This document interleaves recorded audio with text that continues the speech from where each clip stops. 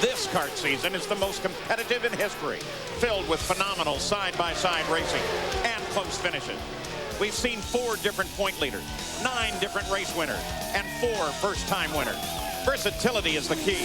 In 4 events, karts raced on a street circuit, a high-bank superspeedway, a tight, flat 1-mile oval, and today on the twisty road course at Mid-Ohio. The men of the FedEx Series are set for a showdown. Green. The second natural terrain road course of the year for the Kart FedEx Championship Series and all that goes with it. Overnight camping, plenty of chances to barbecue, have a good time, and the views of the track are absolutely spectacular. Natural terrain road courses are always a fan favorite. We are here for the Kart FedEx Championship Series and ABC Sports' coverage of the Miller Lite 200. Hello and welcome. I'm Paul Page. The engines have just started over on the main stretch. We're ready to go racing. There's a wonderful ambiance about a track like this. You can walk all around it, watch from anywhere you want. They're tough. They're demanding. Parker Johnstone, how do you drive them? Well, imagine the most wicked roller coaster you've ever been on, except this ride's over 3 times faster with almost twice the cornering force, and you're responsible for keeping the ride on the track. Oh, there's a little hitch here. While you're driving, 24 of your closest friends are fighting to get into the front car with you. And by the way, if this goes as planned, you can't get off this ride for over 1 hour and 45 minutes.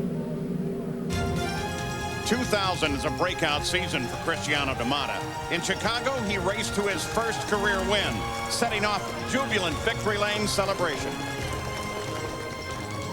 All the jubilation and the emotion of that great moment 2 weeks ago in Chicago is now a distant memory for young Cristiano D'Amata. He sits here, the revs up, the engine waiting to pull away from this field. He's currently 4th in points. He starts 7th. It's been a struggle, but he says, I love this racetrack. He's confident. We'll see if he can pass people here today and get up and challenge the leaders. Point leader Michael Andretti is on a roll the last 3 races, scoring a win and a pair of second-place finishes. However, the 2-time Mid-Ohio champ is winless on permanent road courses since '96. And everyone is talking about Michael Andretti this weekend, but not because he comes here as the championship point leader. It's because he's made public he considers himself now a free agent for the future. That's because he and his team owner have not been able to come to an agreement on the final 2 years of his existing contract. So Michael is shopping. And when Michael Andretti is shopping, there's a whole lot of talking up and down pit road. Now he's got to put that out of his mind, focus, try and score some points, and hang on to that lead of a championship that would give him his 2nd kart title. Well, Jan, in the Kart FedEx Championship point standings, Michael Andretti has a 1-race lead over Roberto Moreno. Mathematically, anybody in the field can win the championship. Realistically, the top 13 in points all have a very good chance at taking the championship. In qualifying, we had a most unusual circumstance. Gilles de Ferran, during the final qualifying, lost control through the gravel pit and flipped upside down. He, though, still has the pole. His teammate, Helio Castroneves, is outside of the front row. In row 2, it's Dario Franchitti and rookie Kenny Breck to the outside. Row number 3 is Christian Fittipaldi, who is back, and Max Pappas outside. In the 4th row, our latest winner, Cristiano D'Amata, and the points leader, Michael Andretti. Patrick Carpentier and Juan Montoya make up row number 5. Montoya slipped to 8th in the points, but he is the defending champ at Mid-Ohio. In row 6, his teammate, Jimmy Vasser, and Adrian Fernandez. Fernandez, the '98 winner, is one of 3 former Mid-Ohio winners in today's field. In row 7, Mauricio Gugelmin and Paul Tracy on the outside. Now, Tracy is hoping to rebound from Chicago, where he crashed with his teammate. In row 8, it's Roberto Moreno and Alex Tagliani. The 9th row, rookie Oriol Servia and veteran Mark Blundell. In row 10, Tony Kanaan. Shinji Nakano is on the outside of 10. The 11th row, Gualter Salles and Tarso Marquez. Mimo Gidley is inside of row 12 with Michel Jourdain Jr. outside and Luis Garcia Jr. alone in the 13th row. And in the competitive world of kart racing, the real key to all of this information is right down there in the fuel range. When do you stop for fuel? Well, you've got to go at least 28 laps to make this a two-stop race, and that's what everyone's looking at. Here the track, very interesting, as we suggested, very challenging. The initial start will occur just past the kink going down the back straightaway. Primary passing area at Mid-Ohio is going down into turn 4. We've seen fireworks there before. This section is known as madness, and it is maddening because it just punishes the driver with the elevation changes. We've seen a lot of accidents over in turn 9. The other passing area we'll see is heading up into turn 2. Both places the cars reach a top speed of just over 190 miles an hour. But look at the elevation changes. From turn 1, the drivers climb 87 feet up into turn number 2. Then it's a long downhill of 103 feet down into that primary passing area of turn 4. Then it's up 12, down 20, up 12, down 10, until finally another change of up 12 coming into Thunder Valley. Finally, it dips down 10, and then this corner is a flat left-hander that's blind to the drivers. Sometimes drivers will try to take advantage of the hump coming into the top of the carousel to put together that final corner. 320 feet total elevation change. So the drivers here fight not only the lateral G's, but the change in G-force from the elevations. On board with Mark Blundell. Up a little further, there's Juan with not his best qualifying start. He'll start 10th. Max Pappas up, starting in 6th. Now there's a story, a number of them brewing, because a silly season, all the driver changes are now underway. One of them we have for you, Gary Gerould. Well, Michael Andretti, as Jan said, calls himself a free agent now and is bargaining with other teams for next year. Jimmy Vasser allegedly may be in the same boat. We have reports that he and Chip Ganassi have decided to part company for next season, but that is not confirmed by the team. The team tells us that they will have an announcement relating to their future, and specifically Jimmy Vasser's future, next Friday at Elkhart Lake. So a lot of things are swirling away from the racetrack as we prepare to go green at Mid-Ohio. Part of the track that they call the keyhole. They start on the straightaway just out of the keyhole. They finish over on the pit straight. The Penske front row looks the green flag, and here we go. Castroneves makes a move early. The rest of the field slows down for a turn that has been very difficult in the past. Everyone through safely there. Penske cars lead it as Kenny Brack slots into 3rd. Look at Christian Fittipaldi as he gets very racy. Cristiano D'Amato right behind him, and then Michael. And we saw Montoya and Andretti side by side all the way through 4 and 5 and almost into 6. Coming into Thunder Valley, we've seen a number of incidents here during the course of the weekend. The cars are very light. Difficult to get that 900 horsepower down coming over the top, but look at the 2 Penske cars. They have been phenomenal all weekend long. Round the carousel, onto the pit straight.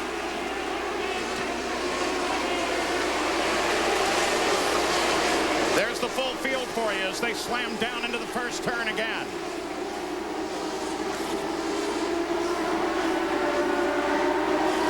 And as they passed our position, it sounded like one of the engines had already experienced a problem. One of the motors off's on. We'll see if we can nail that down. Mark Blundell, Mauricio Guzman, the PacWest teammates, battled with one another. That's Tony Kanaan back behind Mark Blundell. Both powered by Mercedes. It might be Blundell that's got the problem if he can drive by him going down the back straightaway, and he does. So Mercedes power for Tony Kanaan on the move. Mercedes 2. That blue and red car, Mark Blundell, back to the front.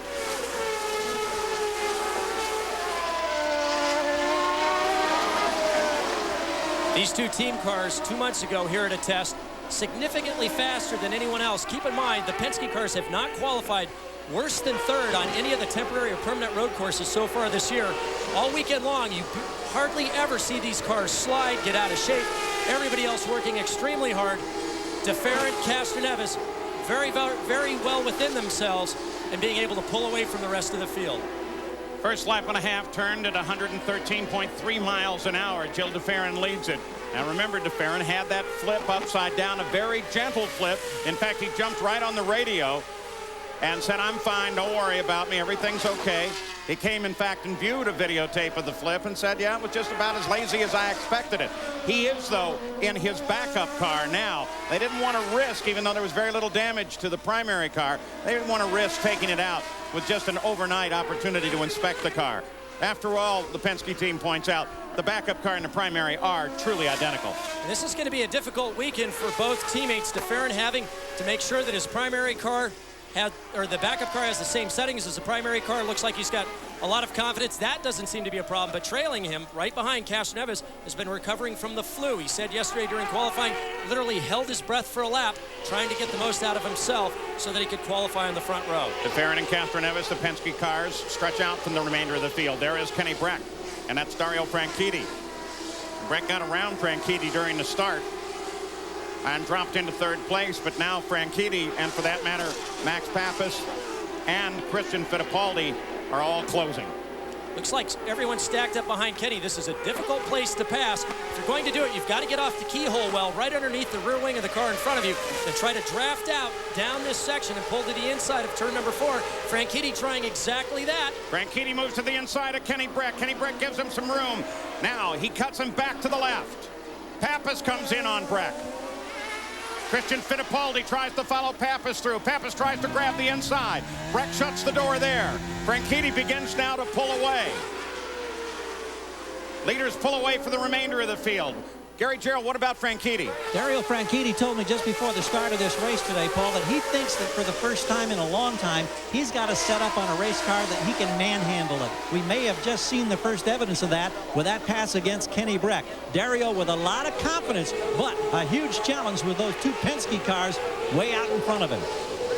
There's the Scotsman Dario Franchitti as now he begins his pursuit of first and second Gil DeFerrin and Helio Castroneves. In fact, he's closing. And DeFerrin and Castroneves had pulled out a 3.2-second advantage, but on that lap, even with the pass of Brack, Dario was able to stabilize it. I expect he'll be able to start running these two down, but look at everyone stacked up behind Kenny now. We've watched Kenny all weekend long driving this car absolutely to the limit, often dropping wheels off just on the outside. There's no doubt he's driving as hard as he can. He just may not have the package to get the most out of the car with the current conditions. It's getting hotter, a little bit more humid. Tires will become a question as this run goes on. We'll see what happens with Kenny Brack. Kenny Brack with a large group lined up behind him now. Gary, what's up there? Couple of reports. Whoa! Mauricio Guzman off course. Go ahead, Gary. Just a couple of quick updates on Kenny Brack. One, that report that he wasn't feeling well, and they were concerned about that. Also, he had problems earlier today in the shift without lift mechanism on his race car, and they were telling him to keep one hand on the shift lever, one on the wheel when he can. But when you're constantly turning, Parker, at this place, that would seem like an impossible task. Well, the other problem you've got there, Gary, is if you have to lift off in between the shifts, it also upsets the balance of the car more than it would if you just use the shift cut. That is, you leave your foot flat to the floor and just pull up on the shift lever. So it's going to cost you a few tenths per lap in time, but also the balance of the car and the workload will also be a problem. Here was Mauricio Guzman's problem. They're going to get a tow on him and get him back. Again, one of the advantages of these big open circuits. You can see coming off of turn 4, we don't know if he had contact with the trailing car there or if he just got it loose under acceleration coming off the corner. It put Guzman all the way back to last place. Tony Kanaan just got around Oriol Servia, and in doing so has moved to 16th place. There's Roberto Moreno. And just an update, the engine that we heard that was off song earlier was Luis Garcia Jr., not Mark Blundell. Mark is still continuing. Back at the front of the field, Gil DeFerrin, Helio Castroneves continue to battle one another. This is an all-Penske battle. But Dario Franchitti is now only 3.5 seconds back. Once he got around Kenny Brack, he was able to really pick up his pace and is, in fact, closing. So there it is, 3 Hondas at the top of the field. Look out, because the Fords are very definitely coming. The first lap of the Miller Lite 200 underway. We'll go back and show you some of the first moments.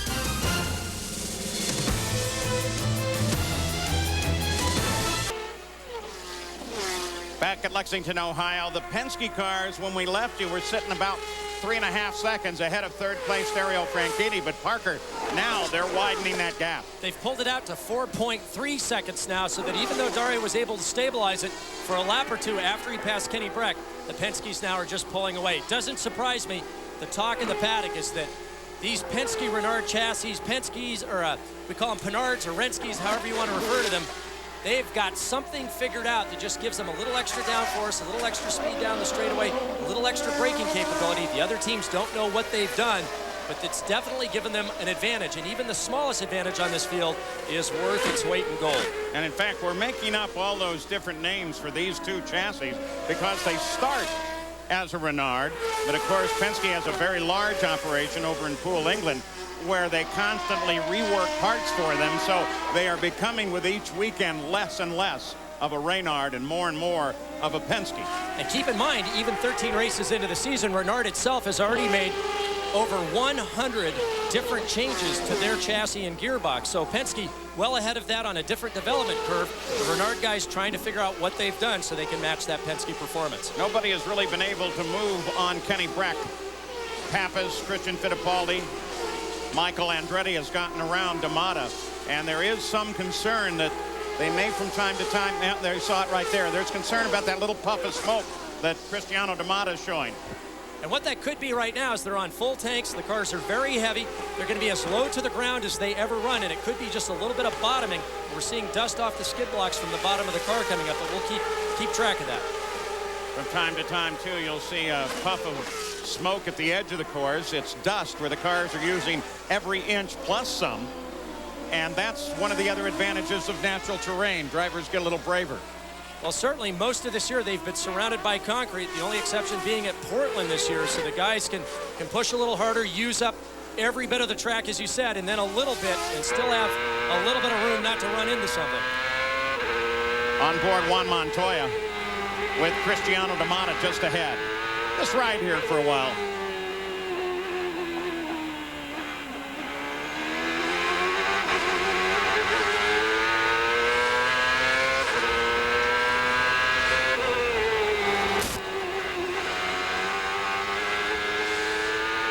Starting in 10th, he's really only moved up one slot, currently in 9th. And the team this weekend reporting that they're just having a lot of trouble with mechanical grip. They just don't have it figured out. And they said it was the same problem we had on the other natural terrain road circuit this year at Portland. And as we ride along with Juan Montoya, watch as he gets down to turn 4. Every one of these corners has a large concrete patch at the apex, but there's a small asphalt strip right there that gives a lot more grip than the concrete does. So the drivers hook those inside wheels right along the curb. Watch as he comes back to the right. Watch the right front tire. Right, well, he used up the asphalt and the curb there. But they're trying to get every bit of grip that they can from this track. I'll look down from above. There's another big puff of smoke out of Cristiano D'Amata. There's the Honda Helicam view, which on these circuits too gives you a great sense of the interval. Gary Gerould. Regarding Cristiano D'Amata, just checked with Cal Wells, the owner of the PPI team, and he said, it's nothing. I said, so you're not worried? He said, no, not at all. But he didn't identify what it was. I asked him if he thought it was bottoming, and he just said, it's nothing, we're not worried about it. Parker, doesn't look to me like bottoming. Well, every time I've seen it so far is when they're either just about at full compression, about ready to go over one of the jumps, or under braking. So I'm going to stick with that story for now until we see it down on a medium speed straightaway where we don't get any bottoming. And this last lap, Paul, was his fastest race lap. Cal Wells may have it dead on. And you may have it as the car gets lighter. That condition should improve, if not totally go away.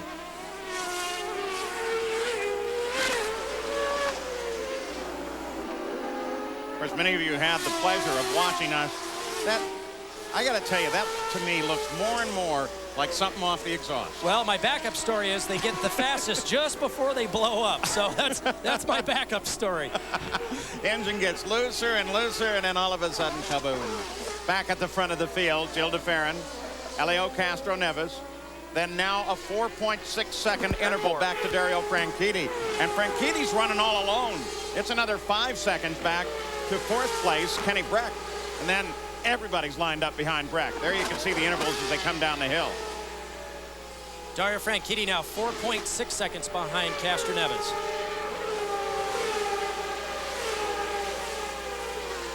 Now, for the most part, they've gone single file where they were bunched on top of Kenny Brack earlier.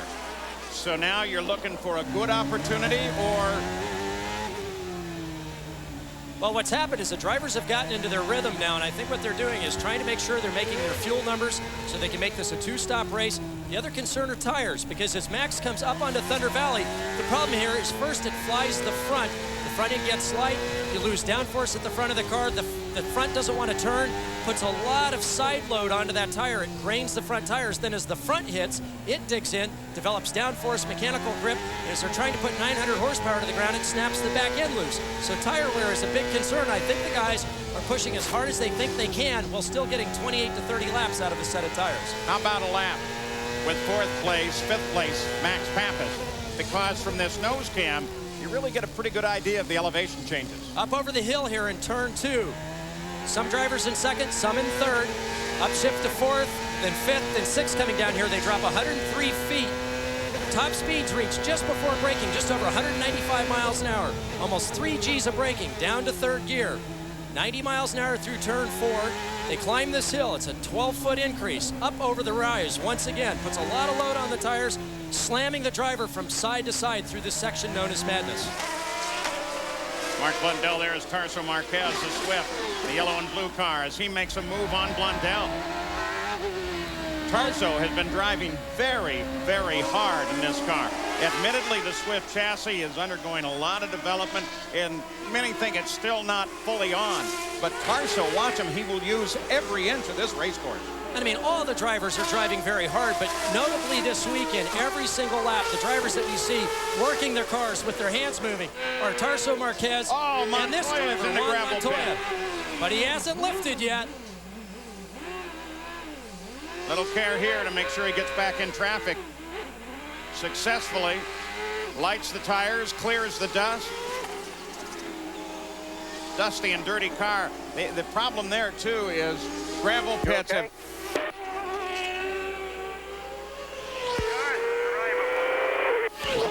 Gravel pits have pea gravel in them, and now a lot of that gravel is bouncing around inside the side pods by the coolers, and it really causes a problem, starts bouncing into some more critical areas. And you could see it there just as he turned in. You could see the debris going into the right cooler. The other problem is there's obviously debris in the car. If it works down into the foot box, it can interfere with the pedals using the brake, the throttle. You can see how dirty his helmet is. We saw him rip off a tear-off just as he came down the end of the pit straight. And Juan Montoya being one of the drivers who would never lift even though he's buried in a gravel trap. And that's what saved him, because in the driver's meeting, the consensus of opinion, if you get into a gravel trap, your weekend's over. Coming on to Thunder Valley now, turn number 9, a little opposite lock. Upshifts to 5th gear. This is a blind flat left-hander. Locks up the brakes on the entry with the back of the back wheels. Slides through the gravel trap, keeps it running. Gets it downshifted to 1st. You can see him pushing forward there on the shift lever. Stands on the throttle and turns this into the world's most expensive sports utility vehicle. Not the first time he's done it this weekend. He was off in the carousel earlier in the weekend. So Montoya fighting what for him are some pretty serious problems for these cars. No problems here. Still, Gil de Ferran, Helio Castroneves, 1st and 2nd. And 4.5 seconds now, the interval from the leader back to 3rd place. 15 laps complete for our leader, Gil de Ferran. Was so very casual about the fact that he flipped upside down after setting the fastest laps in qualifying and retained the pole. There's your top 10 for you. Christian Fittipaldi had to sit out at Chicago. He's back today, and he is currently running very well.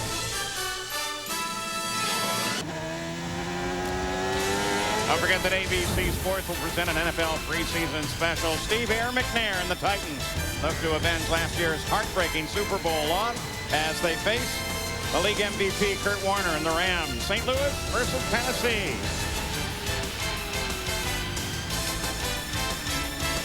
Back in Lexington, Ohio, Juan Montoya just quick in and out of the pits.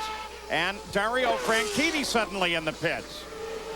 Wow, what's going on here? That one's completely unscheduled. You can see there's no hurry there. Car's not up in the air. They're not concerned about changing tires. Now, there's 2 lines there. One is a communications line. One is a data line. I'm assuming that they're they're going to communicate. That looked like a data line, actually, to me. They must be having some sort of engine management problem. They're downloading data from the car to see if they can diagnose what the problem is. That would be my best guess. Diagnose or put a new map in? That's very well maybe it lost data. Gary Gerould, what story? Well, we just got here. We were up at Montoya's pit at Pit Out, and we don't know what happened with Dario, but they did get him fired up, and he's gone. I'm looking for Kim Green or someone where we can get a word here and maybe find out. We'll be right back with you. And the thing I don't understand is I didn't see the fuel probe go in. I didn't see new tires go on. I mean, everyone else, if this stays green, is going to try to do this in 2 stops. So if you had the opportunity and you were forced to come in. Why wouldn't you fuel? Now, we know Montoya came in, topped up, because we heard his radio on the way out, and they said, hey, just go full rich, full power. You've got to make up a lot of time. But why wouldn't you do the same thing if you were forced to come in with some other problem? Still a bit of a mystery what that connection was. And my best guess is that they had to download. Maybe they lost their whole engine management program. I'm guessing you're the expert. Well, there is a default map that it'll go to if they do have an engine management system problem. And it's sort of a survival map that gets the car back to the pits. And that might be the best analogy, the best guess of what happened there. It'd have to be a pretty serious situation to force you to the pits anyway. But it looks now like Dario Franchitti is okay. Though, of course, that pit stop just cost him horribly. He is now 22 positions back. Gary? Just got a word with a very frustrated Kim Green. He said they think it pertained to electronics, but they're also having some problems shifting. I said, why didn't you retire the car and refuel the car? And he said, we just didn't. We should have. We panicked. He's not happy. Well, there you have it. And you have to keep in mind that if they are having a problem with the shifting system or the shift cut system, once again, that's part of the engine management system. If it's not an actual piece of hardware, something that, once again, they have to download the map if for some reason they've had a software problem with the car. You know, you talk in the NBA, the NFL, the kind of things that make the difference between a championship team and one that is almost there. In racing, right there is the kind of little thing that can make the world of difference on that one race where the points might have counted and might have been a championship. But the NBA doesn't play with $1 million, very sophisticated piece of technology, and I think that's the big difference. Car on a court 2¼ miles long, and they don't have the whole league playing in every game. Further back now, Michael Andretti. This is 6th place with 7th place Cristiano D'Amata, with no recent repeats of heavy display of some smoke or vapor at the back of his car. Jan Bikas on Andretti. Yes, for Michael Andretti, he has been on the radio, and his exact quote is, the tires are gone. And Parker was talking earlier on in the race that one of the key issues here is being consistent and not wearing down your tires. Well, it appears as though that is the problem for Michael Andretti. So my guess would be he would pit earlier than he might do normally to try and get some fresh rubber. Now, the difference between today, when we have one mark of tire in Firestone, and a few years back, some drivers may have gone to a harder compound, a softer compound, or be with a different tire manufacturer altogether. But everyone's in the same boat. It's just the difference on chassis setup, whether you're running a Lola chassis, a Renard chassis, or a Renski chassis. And Michael may just, with his setup, although it may have been quick for a lap in qualifying, is just using the tires at a greater rate than people around him. One thing that the harder compound has done is eliminated to a large degree some of that marble buildup, the rubber that comes off the tires at the edge of the race course, and therefore keeps a nice wide groove available for the racers. And so we get a little better racing toward the end of the show. Let's go take a look at Dario Franchitti now, who just turned the fastest lap of the day. So whatever it was, it's fixed. But he's got a long way to go. Still 22nd place. DeFerrin, Castroneves, Penske cars, they are the leader. There you go. Look up the hill behind Dario Franchitti. A few laps ago, he was just behind those two by 4 seconds. Now he's just ahead of them by about the same interval. But it's a 1-lap difference. And what Dario needs now is a full course yellow, not to come in at that point so everyone else does. That would put him back in the lead of the race. And then he just has to hope for the right combination of yellows as this race unfolds to get back into the thick of things. But he has to push extremely hard at this point. But keep in mind, he does not have fresh tires. And he's got the same fuel situation now as everyone else. The 23 laps complete. Gil DeFerrin, the pole sitter, has led every one of those laps. His teammate Helio Castroneves. You can see the interval as they work their way through the carousel. and on to the pit straight. Very shortly, we should see the team start to think about their first pit stops on what's a very critical race for putting the pit stops right dead on time. We'll be back. Welcome back to Lexington, Ohio, the CART FedEx Championship Series in the Miller Lite 200.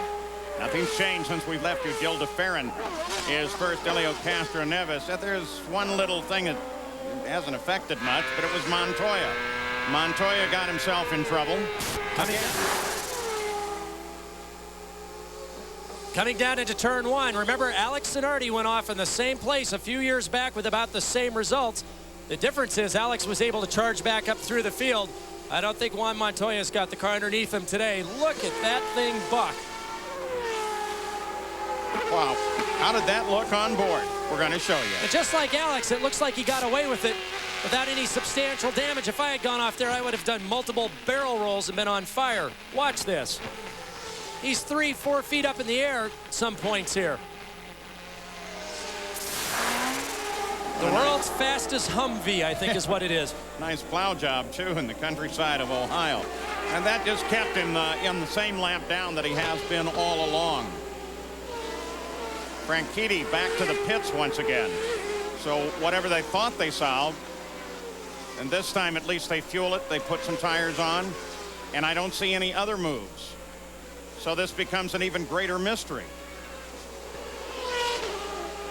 One of the power plant engineers. Main speed limit, switch your rain light off.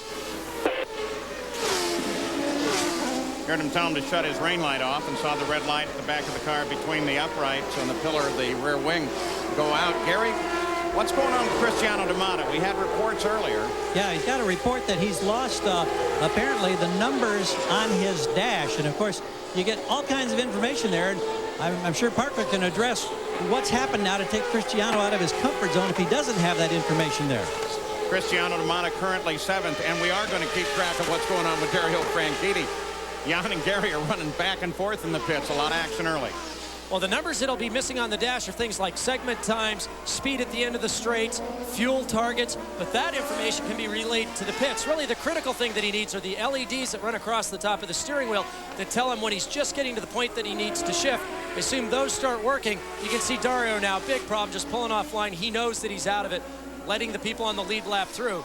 But after a driver's driven a course for just a short amount of time, you know where you need to shift. You know what the sound of the engine is when you need to pull the handle. And with the problem where the two green cars got together at Chicago, and now this problem here for Dario today, this is becoming a critical situation for Dario Franchitti. Gary, what's the latest? Well, the crew is about to go over the wall for Franchitti, who continues to have shift problems. I believe he's having to shift manually, doesn't have the shift without lift. We also heard a convoluted report that there might be a problem for Paul Tracy. We haven't pinpointed that. We eyeball his crew on the other side of the split. They stay on this side of the wall looking up track. So a lot of things happening all at once. We get more information, we'll try to bring you up to speed. We got a glimpse or two of Paul Tracy just ahead. He is an 11th. We're watching Roberto Moreno right now, and we want to kind of look at Moreno's wing assembly. We want to look at the whole car, really. We had a report that the left front nose wing had some damage on it, and there's something there left front. Yeah, you can apparently see contact when Mauricio Gugelmin. Yeah, and I think that was the cause of Mauricio Gugelmin's off going down into turn 4. You can see the left front end plate is broken just on top of the main plane there. He's going to lose a little bit of downforce, maybe pick up a little bit of drag, but that was the cause of Mauricio Gugelmin's problem. And Paul, according to my fuel calculations, we've got about 3 to 5 laps before the round of pit stops should start, and that's when all the action and all the passing should occur, because right now, as we see on the track, some of the drivers are getting quite loose and are having tire problems. Michael Andretti just comes through one, heads for the keyhole. Jan Bikas. Yes, and Michael Andretti has been on the radio, and we believe he may be in trouble. He says he is losing power. The team feels it may be a boost-related problem. Meanwhile, Gil de Ferran, our leader, the tires are out on pit road. Any moment, he'll be here for his first service. God, there's a problem further up the pit roads as Franchitti has stopped at the crest of the hill. And the fact that there is a hill in the pits compounds things. Stay in the car till we tell you to get out. Kim Green talking to him as the crew is there to try to push him back toward home. Other cars going in and out of the pits, Jan. And Gary, our leader, is here. He has his tires. It's off the jacks. It's simply waiting for fuel. He has his eyes focused on Roger Penske. He's turned him loose. 12.65 seconds. That is a good number. Now his teammate is going to try and beat it. Dario Franchitti's crew finally gets him pushed up and over to the edge of the pits. Pretty dangerous when the rest of the cars are pitting. Leader has been announced. Helio Castroneves now takes the lead. Gil de Ferran pitted on the 29th lap. Here's Cristiano D'Amata, 29. What do you think of that number? Well, they only have to go 28 to do it in 2 stops. What they're looking for, obviously, is a full course yellow to try to take advantage of that and gain track position with the pace car.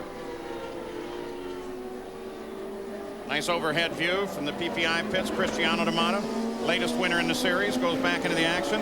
I didn't see anything that would indicate they were too concerned about the car in those reports earlier. Jan Beekes. Helio Castroneves slides a little bit coming to the marks, but he was close enough to where the fuel is going to reach. Boy, that seemed quicker than de Ferran.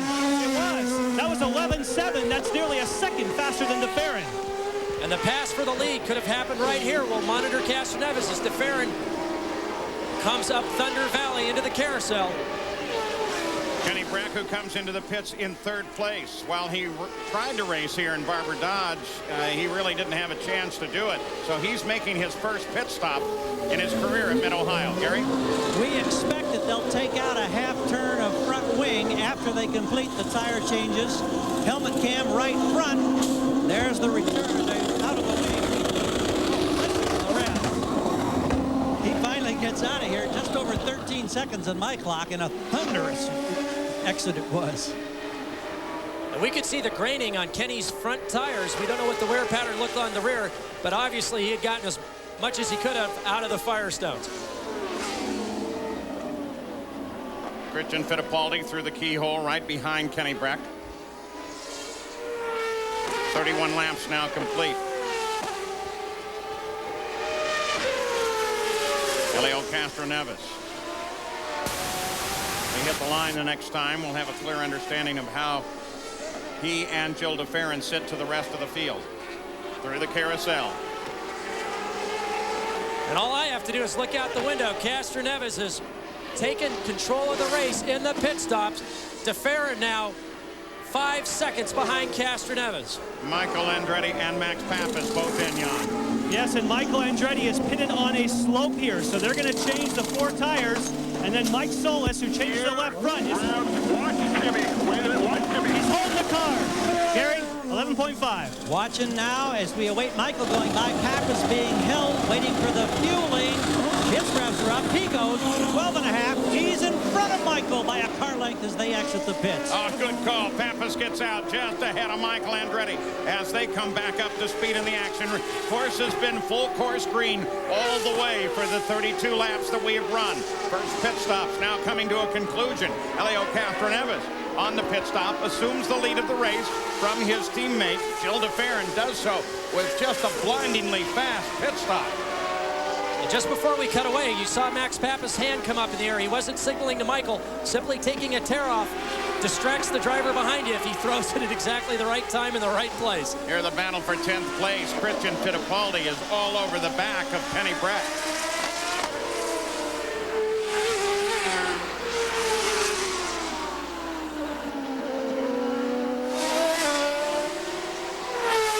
For the moment, Christian backs off. Jan, Adrian Fernandez in. Yes, again, he gets that good fuel economy. This may help you near the end of the race. You have more fuel to use. We see 2 turns on the front wing, and he's out of here. That's a good one. 11.5 on my watch. Oh, we're seeing some great stops. There's Patrick Carpentier coming out as well. That's on the 32nd lap, their 32nd lap of the race that they come out. So Helio Castroneves, easily the leader of the race. Here's Walter Salles. He now replaces for the remainder of the year Takuya Kurosawa in the car. Turned out Kurosawa had a little more problem with his back than they originally thought and had to undergo some surgery in Japan and being reported out for the season. Castroneves, that's the name at the top of the order with the first round of pit stop. Not any problems at all, complete, and boy, were they fast.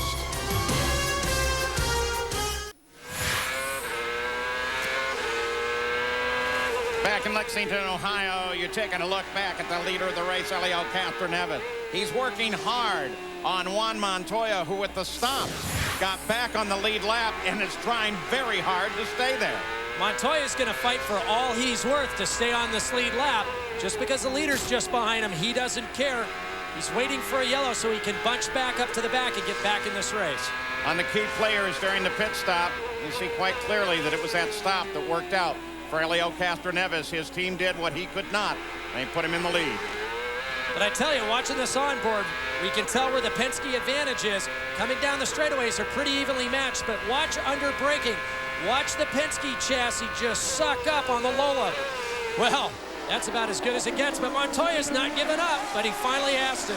Oh, there's a lot of fight in that guy as Montoya drops now a lap behind the lead once again. Second time today he's been there.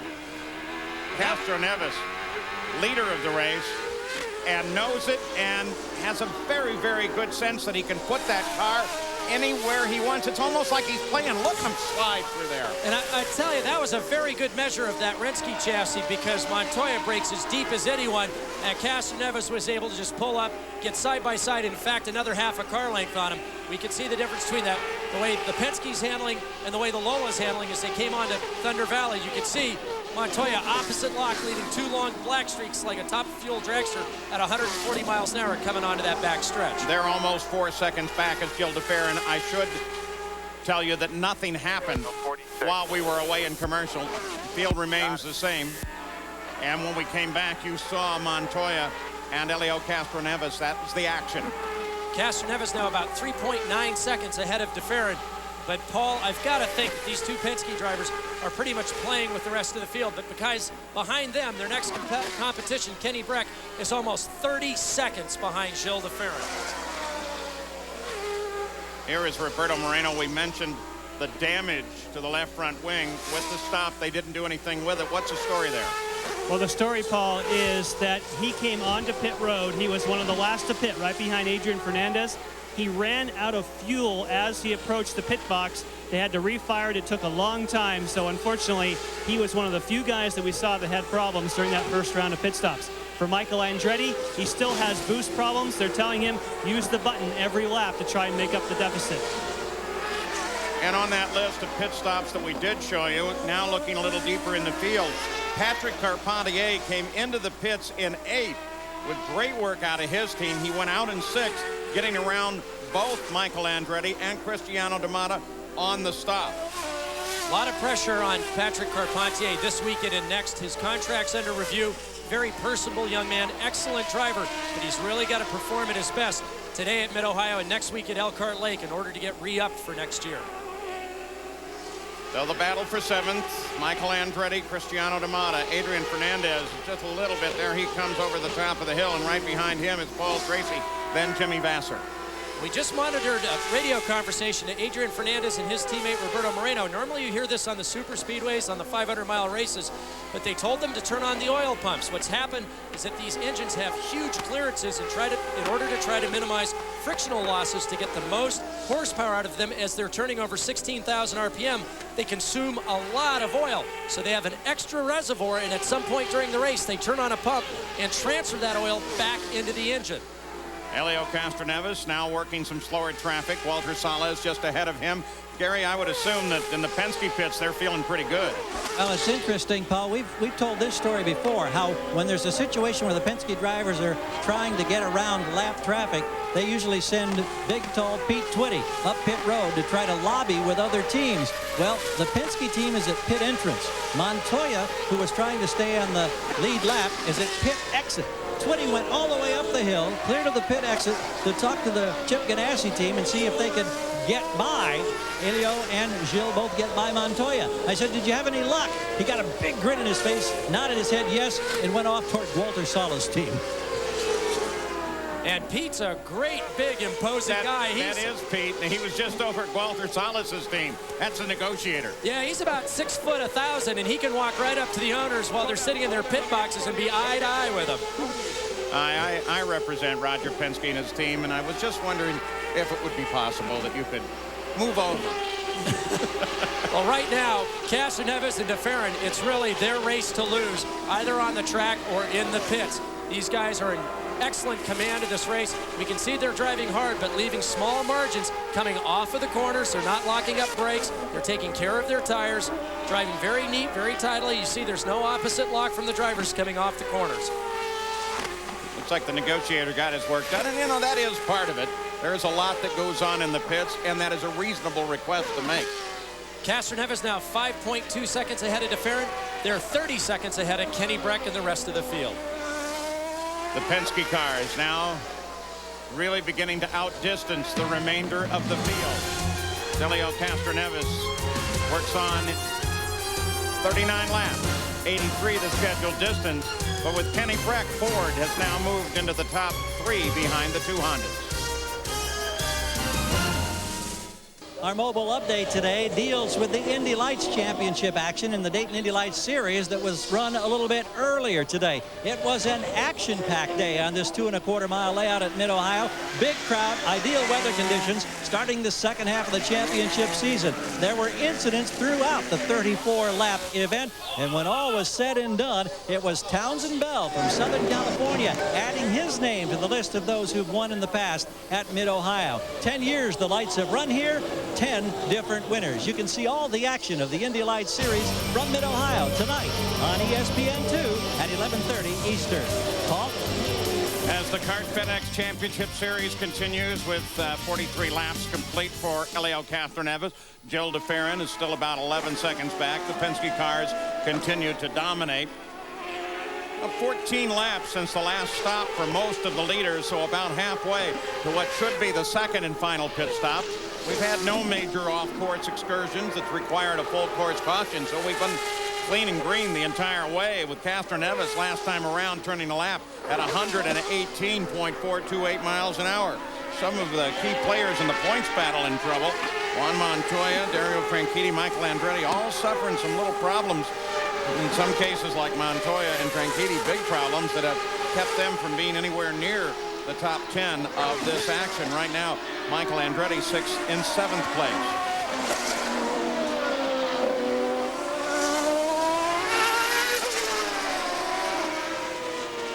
So now with 45 actually done on the track, but we're going to look at the recap at 44. 119 miles an hour for an average. That's pretty spectacular here. Montoya once again. Trouble seems to be very, very big this time, Gary. Yeah, I don't know where he is, Paul. You could identify the spot on the course perhaps, but we are told he has run out of fuel. And even if he was close to pit road, it's an uphill climb. No way you could coast to the pits. This could end it here today for Juan. It looks like he's off the outside of turn 6. Drivers left, and that's a long haul back up to the pit lane. 28.5 laps since his last stop. And if he doesn't make it, this could be his 8th DNF of the season. Exactly. He is not going to make it. He's climbing out of the car right now, Gary. That takes us back up to the front of the field. This is second place DeFerrin. Michel Jourdain Jr. just ahead of him. Jourdain Jr. is a lap down. And even though Castroneves hasn't been feeling well, he is steadily pulling away. I think at the opening stages of the race, he was just biding his time behind DeFerrin, was glad to pace himself there, but now that he's leading this race, he's extended it now to just over 14 seconds on that lap. Even with the flu, with not feeling well, and this is the worst place in the world to have some sort of physical ailment, because this track just beats the bejeebers out of you. Battle for 12th. That's Tagliani, the blue and white car ahead. Tony Kanaan working on him pretty hard. Mid-Ohio is usually the start, the ceremonial start of what in racing they call the silly season. That's the time when they begin talking about the trades for next year. And it is so rampant here this weekend that it's not even worth going into half of them. We mentioned what we know to be fact, that Jimmy Vasser, in fact, has been told that he will not be back with Target Chip Ganassi next year. Watches Castroneves works his way around Roberto Moreno as the leader runs in traffic. But there's so much going on, you almost have to put a 15-minute dateline on it to see where that rumor came from. And the rumors started about a month ago regarding drivers, engine manufacturer, movements, and also chassis. but it seems traditionally that Mid-Ohio is where finally you start to be able to confirm one or two rumors. You talked about the fact that Jimmy Vasser being released from his contract. Once one domino moves, then everything starts to happen. But today, in particular, from the PR people, hospitality, the crew guys, and I can only say... More patience. He's not our friend, okay? That guy's not our friend. No one's your friend in this business when you're on the racetrack. But we've come into the 13th race on August 13th. It is a full moon, and I don't know if those were contributing factors, but today it has been absolutely spectacular to hear the Here rumors. comes Sanan back working on Tagliani. He's been working at the back end for some time. Closest closure that we've seen in a couple of laps. Tagliani 12th. Kanaan trying to get there. Almost had him that time. And the places you can pass here somewhat limited. You work a lap to get up to that one place where you may be able to pass. Well, it's really limited by your imagination, but realistically, with two cars that are pretty much equal in all performance areas, what you have to do is you've got to set the guy coming up off of turn 2, get right up underneath his wing, as we saw Dario Franchitti do right in the beginning stages of the race. Hopefully draft him all the way down the long back straightaway into turn 4 and then pop out. So Kanaan really has to concentrate on getting a good exit off of 1 and now stay right behind him up into 2 and coming off this corner, get absolutely as close as he can. Yeah, but here's one of the other keys. And he made a mistake. Look at that. Tagliani made a mistake. Caught him, but look at Servia coming into the fight too, and Servia not close enough. Let's see if Tagliani can come back.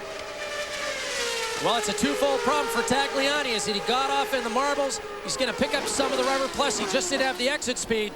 But that's a good comparison of Ford versus Mercedes, but Tag was still able to draft up behind Kanaan. Yeah, but here was the key. This just had to do with not being in the right place. He came up over the rise, locked up the inside front tire, lost directional control, swung out wide. Kanaan right on the inside. Servia tucked in behind Kanaan, and then it's just a drag race down to turn 4. And Gualter Salas, it's the same area we just were showing to you at turn 2, often in the gravel pit. Front of the field, nothing changes. There's the car way up off at turn 1. Look at that crowd. Big campground off to the right. And we've seen a lot of drivers off in this area in turn 2 have this same problem. We almost saw it with Tagliani. Unfortunately, it just got Salas. The farmland around Lexington, Ohio, and we take a look at the leaders of this race for you. Helio Castroneves got past his teammate on their pit stop.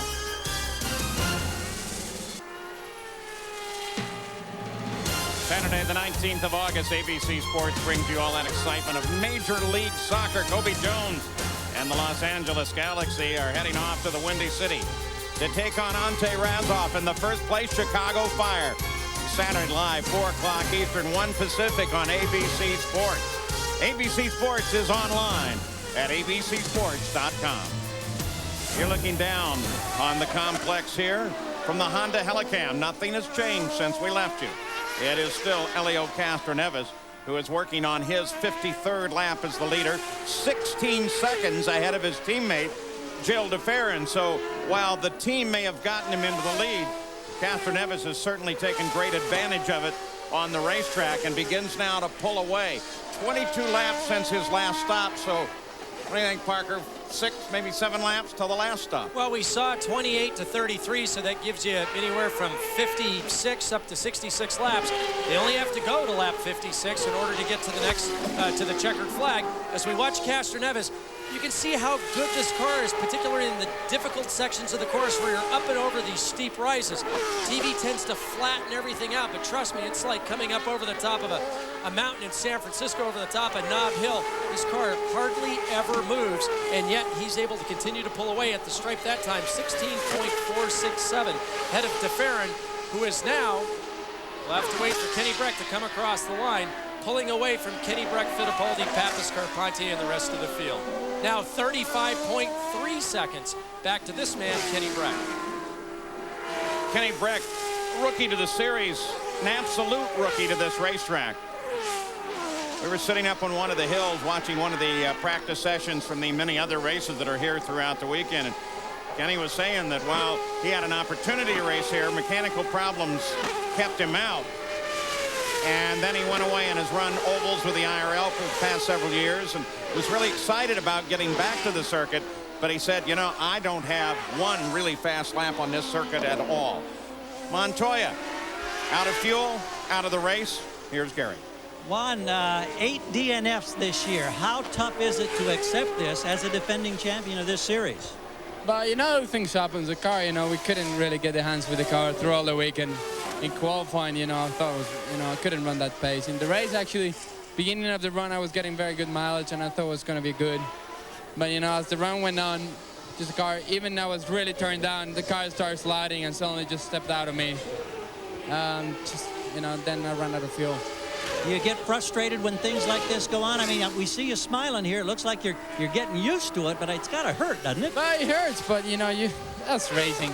And, you know, it's not the first time that it happened, you know, and, you know, it's a shame because for the championship it's really bad.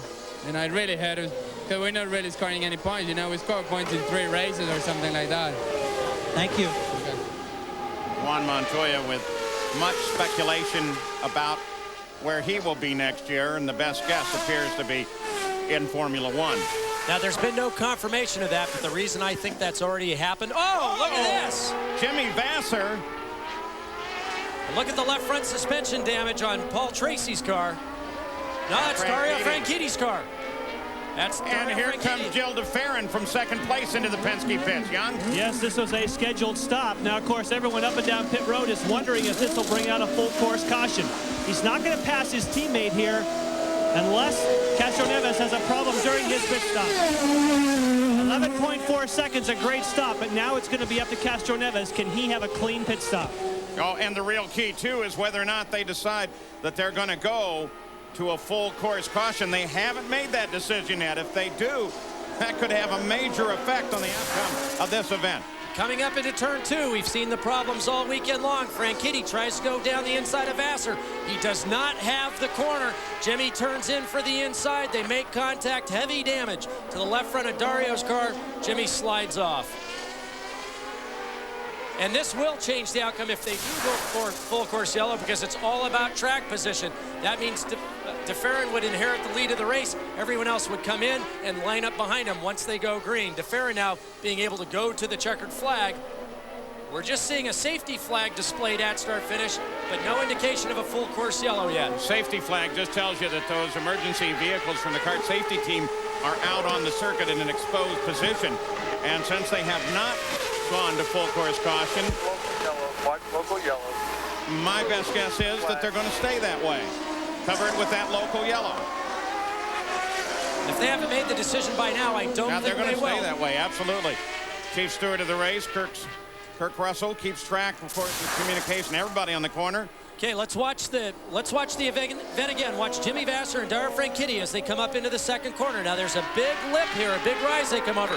Franchitti comes to the inside, and you can see he thinks he's got position here, but Jimmy is still got about a third of a car length, and Dario's really got to get it done. He can't get up side by side with Jimmy. Jimmy turns in for the corner. You could argue that Jimmy knew that he was coming up the inside and should have given the corner to him, but once a driver does that, then he knows that his number's up for the rest of his career in this series. He has to turn in order to get respect. Dario just wasn't up far enough in order to get that pass done. What a terribly frustrating mid-season this has been for Dario Franchitti. Can't seem to put anything whatsoever together.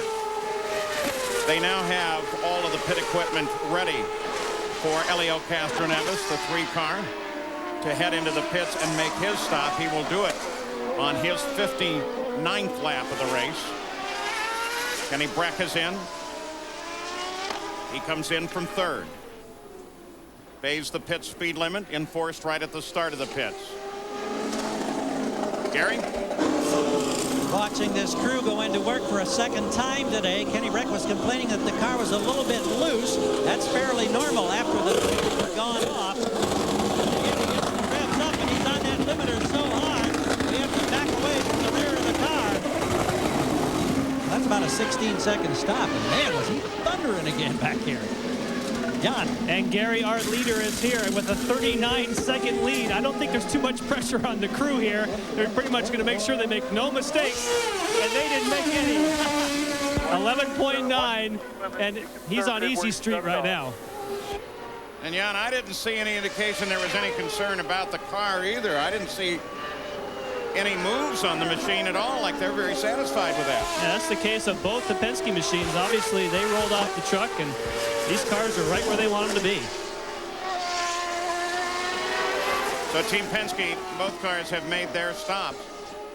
With the stop, though, Gil de Ferran has come back out into 4th place, and Christian Fittipaldi has moved up into 2nd. Then Kenny Brett came in. That moved de Ferran up to 3rd. Vassar Franchitti, that very long walk.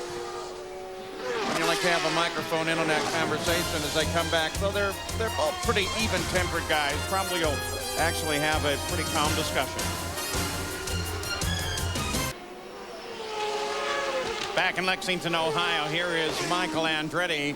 He was with Cristiano da Matta on the course. Cristiano pulled off. This should be routine service from the PPI team for Cristiano da Matta. They've tried to stretch this fuel stop just as long as possible, because this means from here on out they'll have an advantage on the track. They don't have to put as much fuel in now, but they can run full rich all the way to the checkered flag. No major changes since we left you. Castro Neves is the leader. Gil de Ferran sits in 2nd. Max Pappas up in 3rd, followed by Michael Andretti and Adrian Fernandez.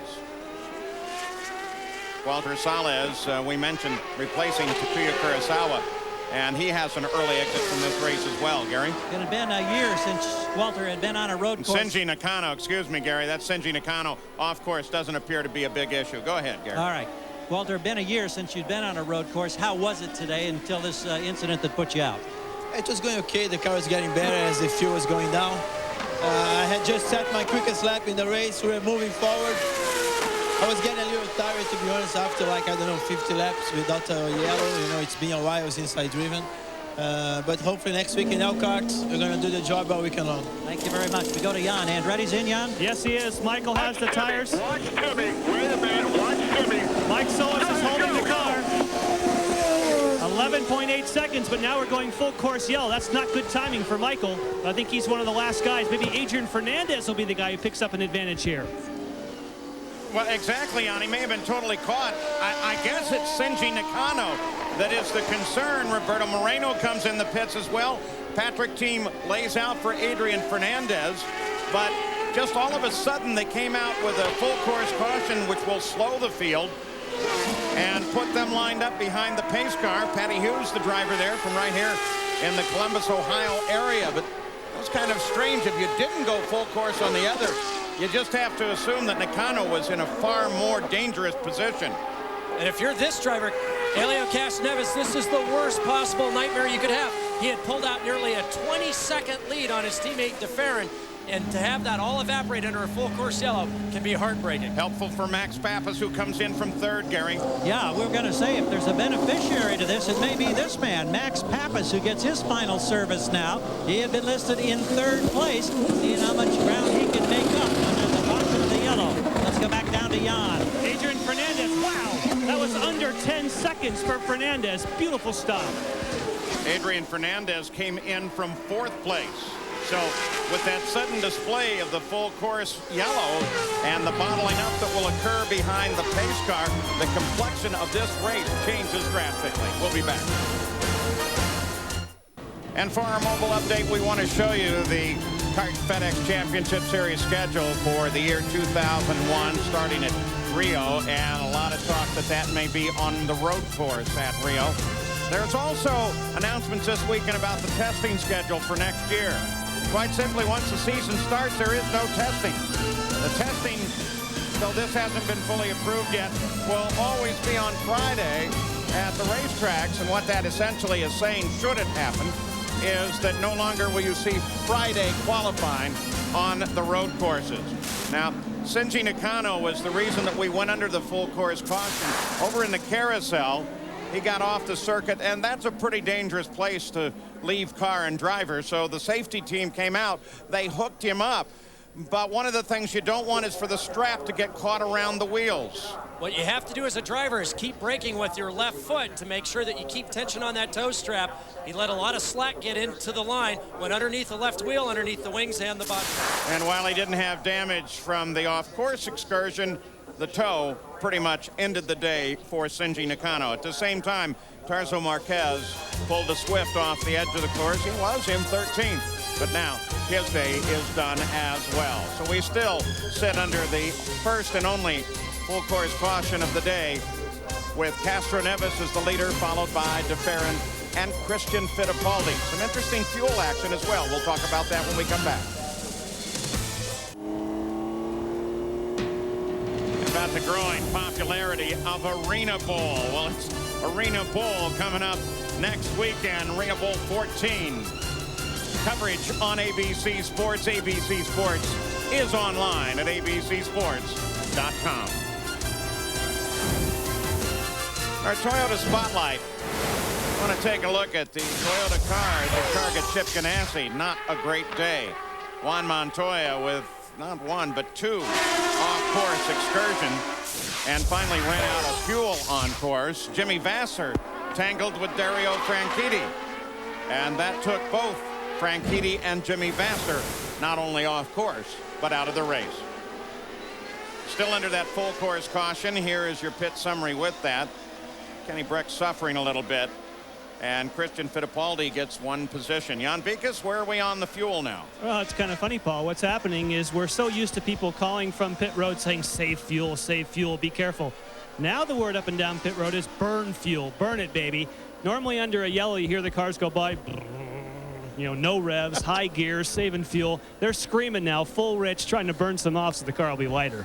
In fact, Parker, during the last stops that we were watching there just before we went to break, we saw some short fueling on the cars. Well, no matter how much we talk about fuel economy, fans don't like to hear it. As long as you can pit under the yellow, fuel strategy will always be part of this kind of racing, because it allows you to give short fills like we saw for some of the competitors at the very end, and that means quicker pit stops and better track position once you exit the pits. Helio Castroneves takes the green flag, takes us back to green flag racing. Oriol Servia and Roberto Moreno separate Castroneves from his second place teammate Gil de Ferran, and then comes the fight. Fittipaldi, Max Pappas is next in that line, then Kenny Breck and Carpentier. They are all fighting for position, but they're twined in with lap traffic. The high speed stretch downhill. Remember the fight within the pit teams on the fuel stop. Here comes Fernandez battling it with Michael, trying to get up and around Carpentier. And look at Paul Tracy on the outside of Michael Andretti. Tracy, that's not the key position when you come off the corner. If he could have kept his nose in there, he might have been good, but it didn't work. And you saw some side-by-side, wheel-to-wheel racing there, but those guys gave each other a car width and an inch. Hey, this is a good group. They are all battling one another. They're all for position, running from 4th down through about 11th. And this is the sprint. The drivers have 15 laps to go. They've got plenty of fuel. Tires are not really a concern, although they could burn them down in 15 laps. And they realize if they're going to get the pass done, they better get it done now. Adrian Fernandez works on the gold helmeted Carpentier. Michael Andretti works on Fernandez. Then there's Paul Tracy with Tagliani trying to catch him. All those positions right together. Now it's interesting watching him come into turn 2. Fernandez a little wider in order to maximize his exit speed. Not worried about Michael going underneath. Michael protecting the inside to keep Paul Tracy from getting behind or around him, but saw that Paul got a better exit off the corner. He just couldn't draft past Michael. Tracy comes up, tries to work on Michael, touches him. Paul put a wing on him. He was trying the same maneuver as he did last lap to get on the outside of 5 to have the inside of 6. Up and over the rise now through what Parker is calling madness, heading down the turn that will take them up through Thunder Valley, back up the hill, into the carousel and onto the pit straight. Paul Tracy continuing to try to close on Michael Andretti. Jimmy Vasser involved in contact with Paul Tracy's teammate, Dario Franchitti, and now Vasser is with Gary Gerould. Jimmy, what can you tell us about the contact with Dario Franchitti? How did you see it? I didn't see it, really. I think he just hit my rear tire and walking back with Dario, and he said he locked him up or something. Was sorry he hit me, but that's the way it goes. I didn't think he was going to try to make a move. I knew he was 2 laps down, and that's the way it goes. Jimmy, we're hearing a lot of speculation about your racing future. Have you, in fact, parted company with Chip Ganassi at this point? No, not at this point. Do you think that's going to happen? It's possible. You know, it's possible. We're gonna talk this week and maybe say something before Elkhart Lake. All right, thank you, sir. Thank you. Well, in this silly season, as we have mentioned earlier today on the RPM show on ESPN, Marlo Klein reported that in fact that had happened. We relayed that on to you now. An entirely different story comes from Jimmy Vasser, so we'll go with Jimmy Vasser's story that while it may happen, it has not yet. The battle on the track, though, is what is important now. Michael Andretti working on Carpentier, and everybody lined up behind him. Keep working them. Good job. You're looking good. Pretty good way to watch a road race, isn't it? Listening to the communication to Paul Tracy. Up off of turn 1, they head for 2 for the keyhole. There you can see why they call it the keyhole. Paul Tracy, once again, trying to take advantage of coming off that corner quicker. He doesn't do it that time. He needs to get it right behind Michael Andretti, but now he's got a problem of his own. Alex Tagliani looks right, looks left, looks right, and then goes back to the left. Oh! And Tagliani tags Tracy. Oh, no! Here comes Kanaan down to come head on into the side. And where did Cristiano D'Amata go? You can see Tracy has damage on the right front wing. He was sitting up on top. What's up with that guy? What's up with that guy? Talking about Tagliani. Now we can go back and look at it, and you'll see what's up with those guys. We saw Tag get a great exit coming off of turn 2. Finally decides to go down the outside. Paul blocks the inside, says, hey, if you want it on the outside, that's fine. But then he doesn't give Paul any room as he turns down into the corner. Cristiano D'Amata goes off the left. Tony Kanaan chooses outside, which is wrong. Blundell chooses to the inside. He makes it through. Watch as they come down. Tag's got to know that Paul's got to be somewhere there. And really, he's got the corner. If he would have given him just a little bit more room, he would have had the pass, would have been able to allow Paul to get through there cleanly. Poor Tony Kanaan suffers from a little bit of target fixation there following Cristiano D'Amata down into that corner. From above, again, conversations no doubt to continue, not only over this incident itself, but through the fact that it brings out the full course caution once again and will once again bunch the field up. And that may give Gil de Ferran an opportunity to close in and do battle with Helio Castroneves, his teammate and the leader of the race. And there's Cristiano D'Amata. He is apparently out as well. We'd kind of hoped that he snuck around the left side, but it didn't happen. We'll be back with more.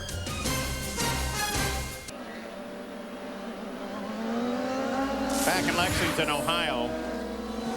Look at Helio Castroneves. He was down almost dead stop on the pit straight, then slowed down again coming down the hill. And now, as we're ready to go back to green flag racing, he picks the pace up. Well, look at Oriol Servia. Even though he's not in this fight, he hasn't been snookered. He better be careful. He timed it just right. Green flag just ahead. We're green. It's going to be a dash to the finish. De Ferran's got some breathing room. Oriol Servia right behind him is a lap down. So is Roberto Moreno. His next competitor is that number 2 car, Gil de Ferran, sitting 4 places back. And the guys know if they're going to get a pass done in this sprint to the finish, they better do it now. So there's a lot of pressure coming down this long straightaway to try to make a move on the inside of turn 4. Behind de Ferran, Nemo Gidley, who has a lap down, and then this car, Christian Fittipaldi, Jan Beekes. Yes, and Christian said if I can just get by Gidley, I know that I can go after de Ferran. He sent one of his team representatives up to talk to the Della Penna Motorsports and Mimo Gidley, and so far Mimo's just standing on it, not too worried about Christian behind him. Well, the negotiations are well underway with 9 laps to go for the leader, Helio Castroneves, and perhaps a second victory for him. Go on board Max Pappas. Lined up right behind Christian. Coming up the hill out of Thunder Valley. Off-camber flat left-hander here. You really have to suck in close if you can through this long sweeping carousel corner. You want to place yourself in position coming off of turn 1 at the end of this pit straightaway so that you get right up underneath them under braking to try to get the draft going down the long back straightaway and make your move. You've got to set these passes up corners in advance of them actually happening.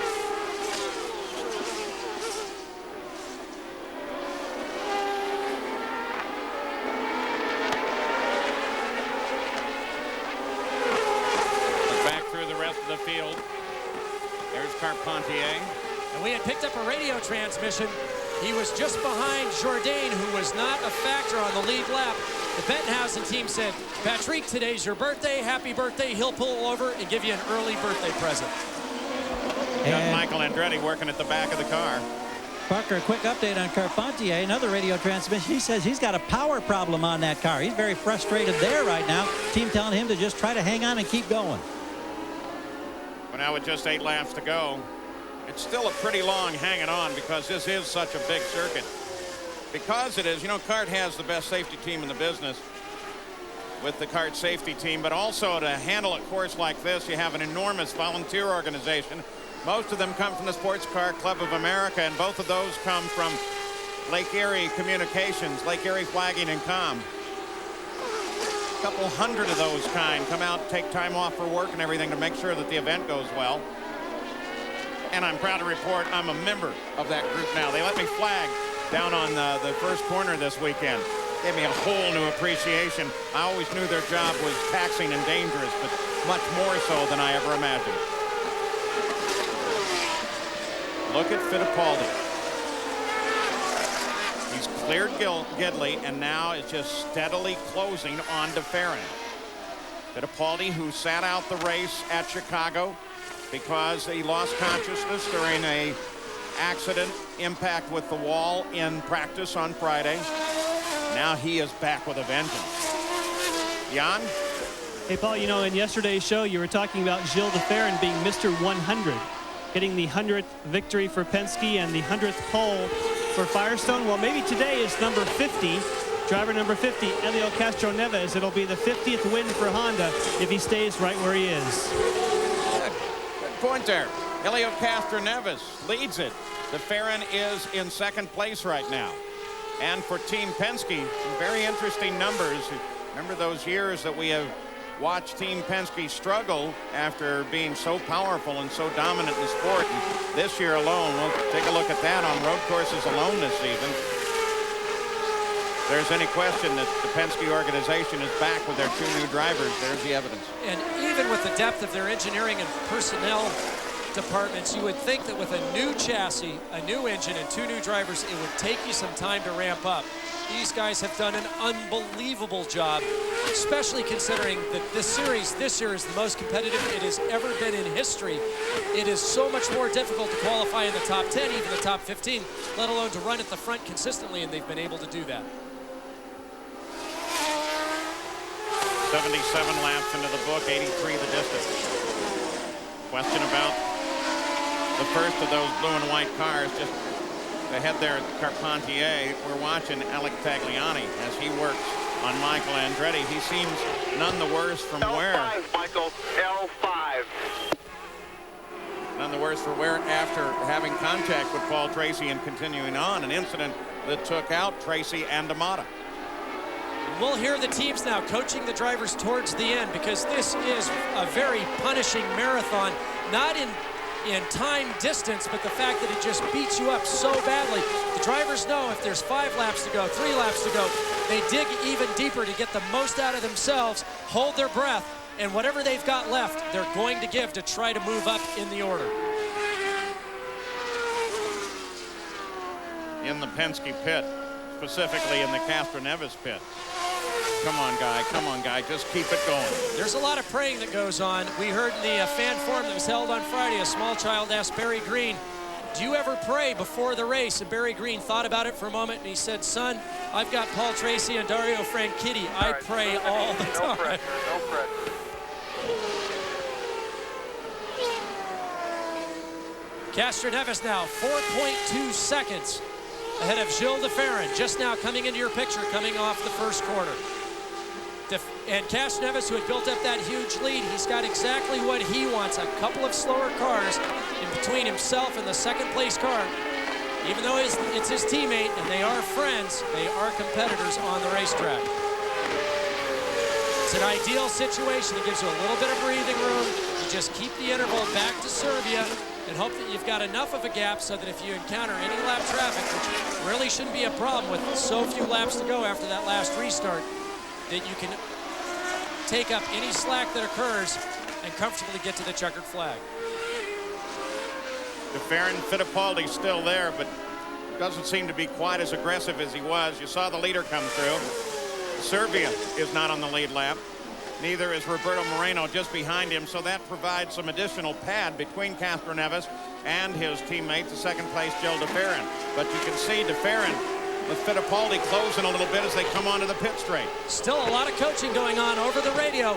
Drivers being told they're doing great, that they're turning the race's fastest laps, that the guy in front of him is losing his tires, that he's not handling well. Anything to encourage the guys, to keep the guys right on top of their game in the last few laps. Interesting contrast between first and second place and the team drivers, Castroneves and DeFerrin. DeFerrin, longtime veteran, very steady head. Even Roger's standing pretty still as they keep track of their cars in the pits. He wondered how this one is going to come out. Well, there's a lot of pressure on the pit crews through those pit stops, but once the fueling and tires are changed, once the adjustments are made, at this point, everything is on the driver. Talk about the steadfast and veteran aspects of Bill DeFerrin. While the leader of the race, Helio Castroneves, young, somewhat emotional. Runner-up to Tony Kanaan in the lights in '97.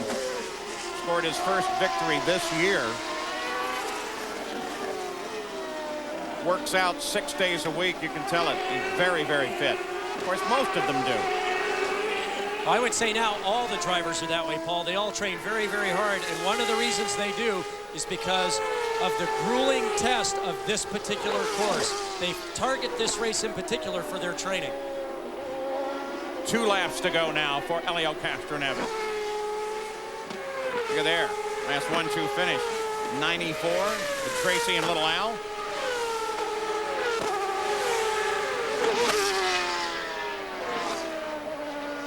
And even though the results may be the same today, the series has changed so much. Not to diminish the accomplishments of what Team Penske was able to do then in 1994, but this is just an enormous achievement in front of this very, very competitive field. Something pretty dire is going to have to happen for Helio Castroneves to lose this lead. The 2 cars that separate him from his teammate Joe DeFerrin occupy a good portion of the 4.7 seconds that actually separates them on the racetrack. Don't worry about it. One debris in 1. more lap to go. They warn him of debris in 1. He goes through 1. It's not obvious what it is. Nevertheless, he is clear through it. And from a driver's perspective on this final lap, he couldn't be in a better position. He's 5.6 seconds ahead of DeFerrin. He's got a couple of lapped cars between him and second place. You start short shifting. You make sure that you brake maybe just a little earlier. Take a bit of caution on the turn-in, give yourself a little bit of room on the exit, but you don't want to break rhythm. You're still pushing. You aren't just going to lay over on this last lap, but certainly you're going to have a little bit of margin in case anything goes wrong, or you have to make a sudden movement on the racetrack because of debris or a car that's had a problem. At this course, twice Emerson Fittipaldi has won for Roger Penske, twice Al Unser Jr. This will be the 5th time for Roger on this circuit, if in fact Helio can make it to the finish. And it looks like he's just absolutely cruising now. Earlier, Parker Johnstone suggested, and I think rightly so, that both Helio and second place Joe DeFerrin were just playing with the rest of the field. They have this track down absolutely pat. The twin checkered flags fly ahead.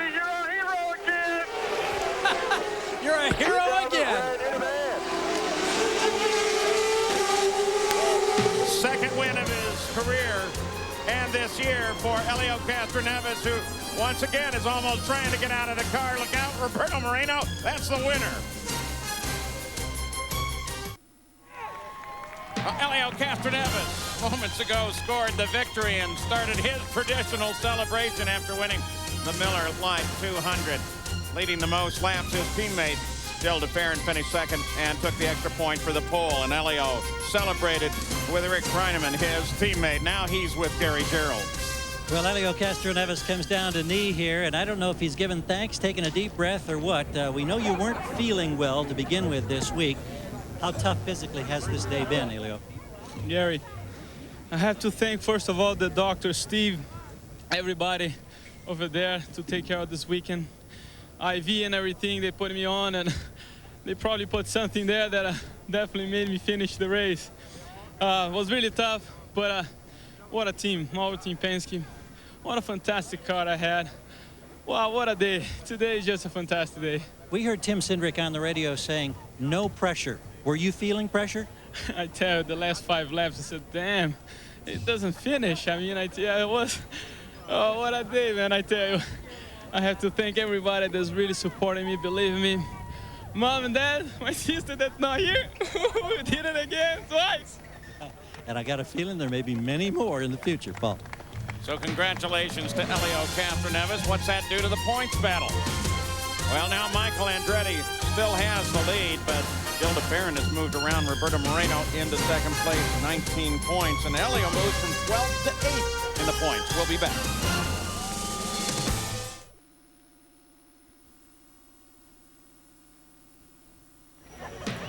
Well, 6 races now left in the Kart FedEx Championship Series. Next weekend, Parker and I and the whole gang head off to Road America at Elkhart Lake, Wisconsin. And there is the coverage we will have for you from that beautiful venue.